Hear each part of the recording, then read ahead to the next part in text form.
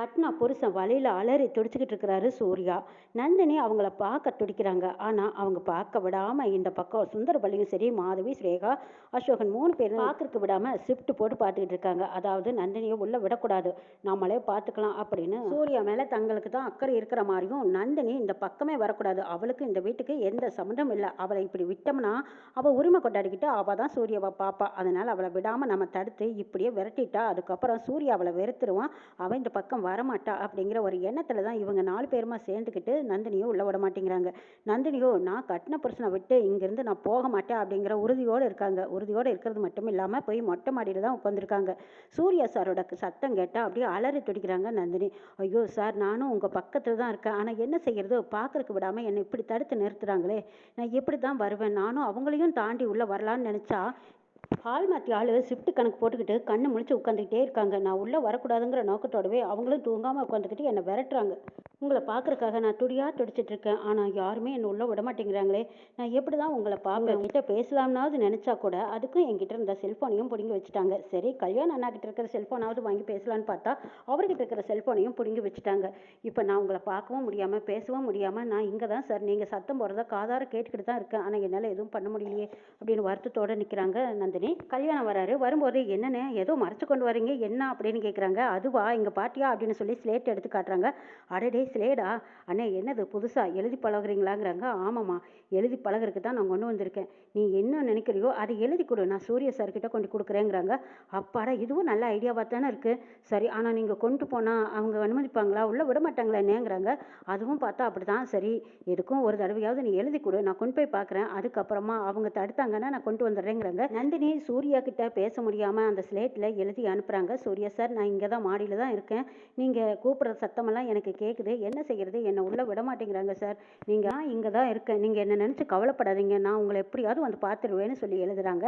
இதை கல்யாணம் சரி நந்தினி, நான் இதை கொண்டு போய் சூர்யா சாருக்கு கண்ணில் படுற மாதிரி வச்சுட்டு வந்துடுறேன், யாருக்கும் தெரியாமல் கொண்டு போகிறேன் அப்படின்னு சொல்லிட்டு போகிறாங்க.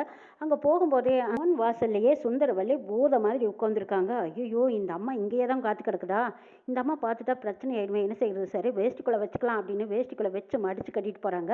அப்போ சுந்தரவல்லி கேட்குறாங்க, கல்யாணம் என்ன, எதுக்கு இப்போ மேலே போகிறேங்கிறாங்க. இல்லைங்க, ஐயா கூப்பிட்டாரு, ஐயாவுக்கு ஏதாவது வேணுமான்னு கேட்டுட்டு வரேங்கிறாங்க. அதெல்லாம் ஒன்றும் வேண்டாம், போய் வேலையை பாரு, எதுவாக இருந்தாலும் நாங்கள் பார்த்துக்குவோம் அப்படின்னு சொன்னதுக்கப்புறம் இது அவங்க பேச்சை மீறி இந்த கல்யாணம் போக முடியல. சரிங்கம்மா அப்படின்ட்டு திரும்பி வந்துடுறாங்க.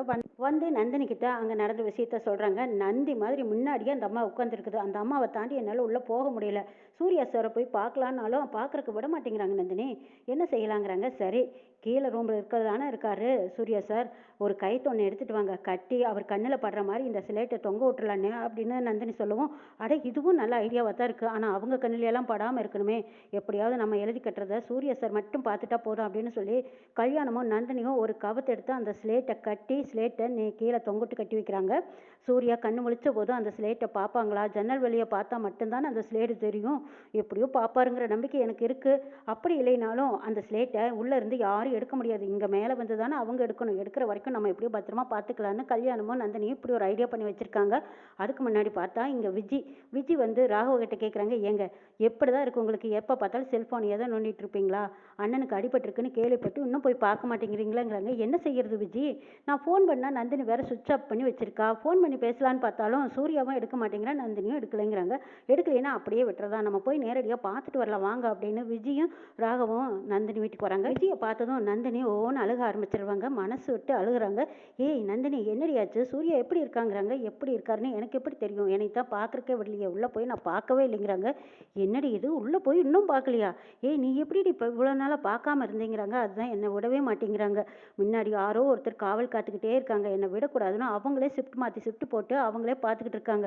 சூர்யா சார் அப்பப்போ நந்தினி நந்தினின்னு சத்தம் போட்டுக்கிட்டே இருக்காங்க. அவங்க சத்தம் கேட்டதும் என்னோட ஈரக்குலையெல்லாம் நடுங்கி போயிருக்கான்னு அழுகுறாங்க நந்தினி. என்னடி அநியாயமாக இருக்குது, புருஷனை பார்க்க பொண்டாட்டியை அனுமதிக்க மாட்டேங்கிறாங்கன்னா இது எந்த ஊர்லேயும் இல்லாத நியாயமாவெல்லாம் இருக்குது. சரி விடு, நான் போய் பார்த்துட்டு வரேங்கிறாங்க. சரிக்கா, நீங்கள் போனீங்கன்னா உங்கள் ஃபோனை கொடுங்க, நான் அவர்கிட்ட பேசணுங்கிறாங்க.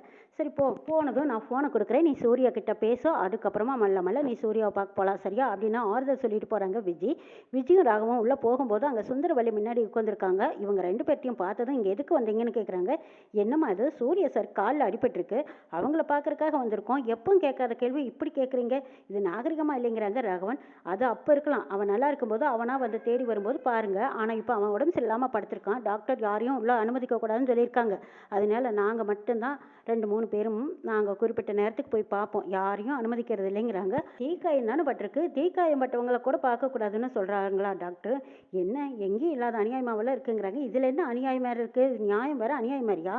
இங்கே பாருங்கள், இன்ஃபெக்ஷன் ஆயிரும். அதனால யாரையும் நாங்கள் விடுறதா இல்லை. நீங்கள் அவன் குணமானதுக்கப்புறம் வந்து பாருங்கள், இல்லை அவனா உங்களை தேடி வந்து பார்க்கட்டுங்கிறாங்க சுந்தரவள்ளி. இதை கேட்டு விஜய் சொல்கிறாங்க, சரி எங்களை தான் நீங்கள் விட மாட்டீங்க, ஆனால் நந்தினி ஏன் போக வேண்டாங்கிறீங்க? அவளாவது பார்த்துக்கிட்டு இருப்பாளுங்கிற அடி அம்மாவா உன்னை பஞ்சாயத்துக்கு அவள் வர வச்சிருக்காளாங்கிறாங்க.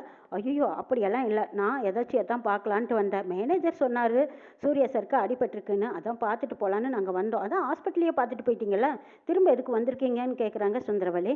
எனக்கு அண்ணன் மாதிரி எல்லா சீர்வரிசையும் செஞ்சார், கூட பிறக்காத பிறப்பாக இருந்தார், அதனால் அவரை நான் பார்க்கணுங்கிற பாசத்தோடு வந்திருக்கேங்கிறாங்க. ஓஹோ நாங்களாம் இல்லையா அக்கா தங்கச்சிங்க? ஓ மேலே தான் அவர் அளவு கடந்த பாசம் வேற வச்சிருக்காரா? அப்படியெல்லாம் ஒன்றும் பார்க்க தேவையில்லை, அவனா நல்லானா உன்னை பார்க்க வருவான், நீ போ அப்படின்னு விரட்டுறாங்க. விஜய் ராகவும் ரொம்ப அவமானப்பட்டு அசிங்கப்பட்டு அங்கேருந்து கிளம்புறாங்க. சீ நீங்கள்லாம் ஒரு மனுஷங்களா? ஆனால் இது ரொம்ப பெரிய பாவம் தெரியுமா? நந்தினியை நீங்கள் போய் பார்க்க வேண்டான்னு சொல்லிக்கிட்டு இருக்கிறதெல்லாம் இதுக்கு உங்களுக்கு சரியான பதிலடி. கண்டிப்பாக சூர்யா எழுந்திருச்சு வட்டியை முதலுமா சேர்த்து வச்சு உங்களுக்கு எல்லாத்துக்கும் இருக்குது அப்படின்னு நினச்சிக்கிட்டு விஜயும் ராகவும் அங்கேருந்து கிளம்பி வெளியில் வராங்க. நந்தினி ஓடி வந்து அக்கா சூர்யா சாரை பார்த்தீங்களாங்கிறாங்க. இல்லை நந்தினி, அதான் அவங்க 4 பேரும் மாற்றி மாற்றி எங்களை விரட்டுறதுலேயே குறியாக இருக்காங்க. ஆனால் சூர்யாவை பார்க்க முடியாமல் போச்சு. சூர்யா நந்தினி நந்தினின்னு சத்தங்க கொடுக்குறான். அந்த சத்தம் மட்டும்தான் எங்களால் கேட்க முடிஞ்சது. எனக்கே பரிதாபமாக இருக்குது. இது எல்லாம் நீ எப்படி தான் தாங்கிட்டு இருக்கேன்னு எனக்கு தெரியல போ அப்படிங்கிறாங்க விஜய். என்னக்கா செய்யறது, இப்போ எப்படியாவது நான் அவரை பார்த்தாகணும், ஆனால் அவர்கிட்ட பேச முடியாமல் எனக்கு ரொம்ப மனசு பாரமாக இருக்குதுங்கிறாங்க. இதுக்கெல்லாம் ஒரு வழி கண்டுபிடிக்கிறாரு நந்தினி. சில நேரம் அவன் சத்தம் போடுறான், அப்புறம் சித்தக்குள்ளே அமைதியாயிடுறேன், ஏன் அப்படிங்கிறாங்க. அதுதான் எனக்கும் தெரியல.